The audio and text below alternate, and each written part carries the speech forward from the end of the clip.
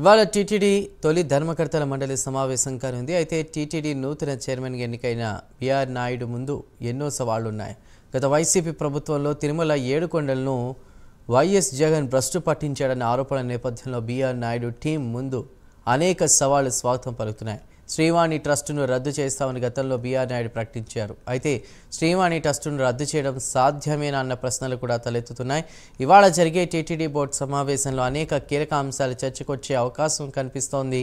YCP హయాంలో జరిగిన అవినీతి అరాచకాలపై చర్చించే అవకాశం ఉంది. అలాగే లడ్డూ వ్యవహారం, ధర్మారెడ్డి చేసిన అరాచకాలపై టీటీడీ బోర్డు చర్చించనుంది. సీఎం చంద్రబాబు అంచనాలకు అనుగుణంగా తిరుమల ఏడుకొండల్లో తీసుకొచ్చే అనేక సంస్కరణలపై బోర్డు సమావేశంలో చర్చ జరగనుంది.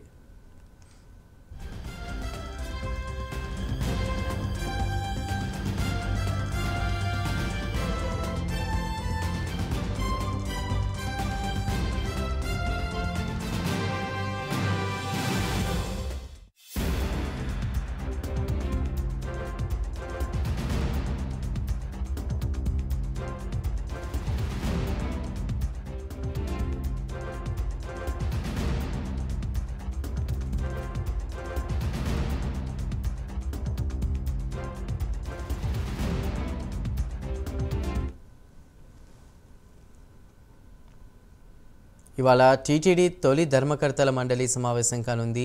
టీటీడీ నూతన చైర్మన్గా ఎన్నికైన బిఆర్ నాయుడు ముందు ఎన్నో సవాళ్లు ఉన్నాయి.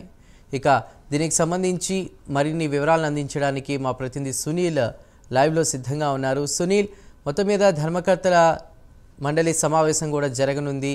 ఆల్మోస్ట్ చాలా సవాళ్లు కూడా ఉన్నాయి వీళ్ళ ముందు. ఎలా ఉండబోతుంది ఇవాళ ఈ సమావేశం?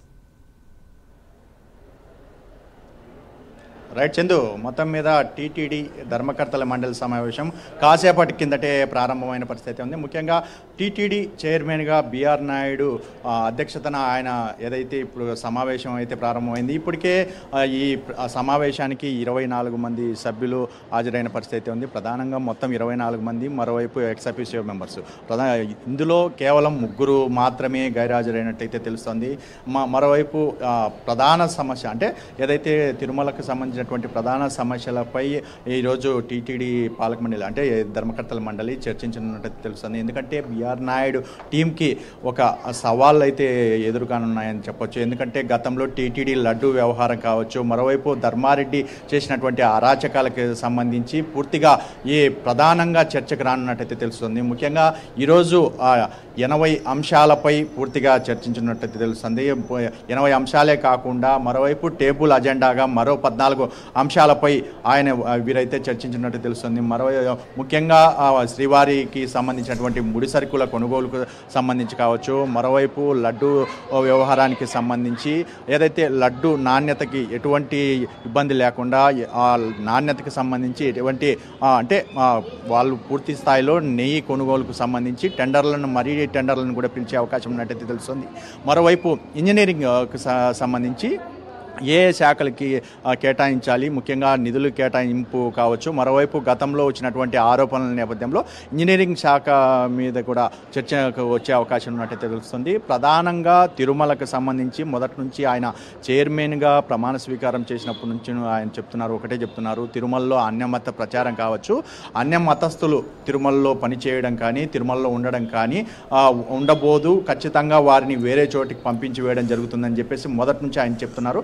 అందులో భాగంగానే ఇప్పటికే తిరుమలలో ఉన్నటువంటి అన్యమతస్తులు ఎవరైనా సరే వేరే చోటుకి వెళ్ళిపోవాలని ఇప్పటికే తెలిపిన పరిస్థితి నేపథ్యంలో ఈరోజు ప్రధానంగా అన్యమతస్తుల దాని గురించి ప్రధానంగా చర్చకు రానున్నట్టు తెలుస్తుంది. ముఖ్యంగా పాప వినాశనంలో నిన్న జరిగినటువంటి కొంతమంది రీల్స్ చేయడము, మరోవైపు కొంతమంది అన్యమతకు సంబంధించి కార్యక్రమాలు నిర్వహించడంపై ఇప్పటికే టీటీడీ దానిపై దృష్టి సారించింది. ముఖ్యంగా ఇప్పటికే విజిలెన్స్ అధికారులు భారీ స్థాయిలో కొంతమంది కేసులు పెట్టిన నేపథ్యంలో ఇప్పటికే కొంతమంది నాయకులు కూడా ఆయన వద్దకైతే వచ్చి చెప్పిన పరిస్థితి ఉంది. అంటే ప్రధానంగా ఈరోజు చర్చకు ప్రధానంగా చూసుకున్నట్లయితే తిరుమలలో గత వైసీపీ ప్రభుత్వం సమయంలో ఇటు మఠాలు సైతం దోపిడీకి గురి చేస్తున్నాయని చెప్పేసి పలువురు జనసేన నేతలు కూడా ఆయన దగ్గరికి వచ్చి వినతి పత్రం అందజేసిన పరిస్థితి ఉంది. ఎందుకంటే దీనిపై బోర్డులో ఖచ్చితంగా చర్యలు తీసుకోవాలి, ముఖ్యంగా మఠాలకు సంబంధించి కూడా చర్యలు తీసుకోవాలని చెప్పేసి వారైతే కోరినారు. ఎందుకంటే తిరుమలలో ఉన్నటువంటి మఠాలు అంటే ప్రధానంగా వాళ్ళు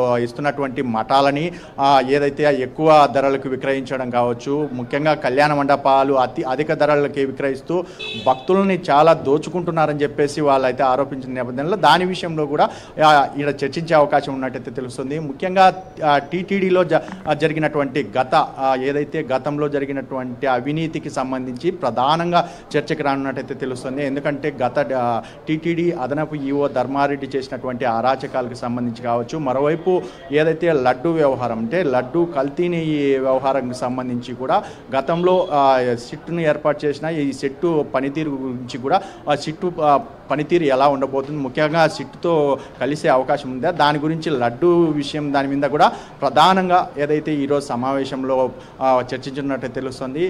ఏదేమైనప్పటికీ ఈరోజు మధ్యాహ్నం వరకు ఈ చర్చలు అయితే కొనసాగుతాయని చెప్పేసి ఇప్పటికే అధికారులు తెలిపారు. ఇప్పటికే కాసేపటి కిందటే పూర్తి స్థాయిలో అంటే బోర్డు సభ్యులు కావచ్చు, ఎక్స్ అఫీషియో మెంబర్లు కూడా హాజరైన పరిస్థితి ఉంది.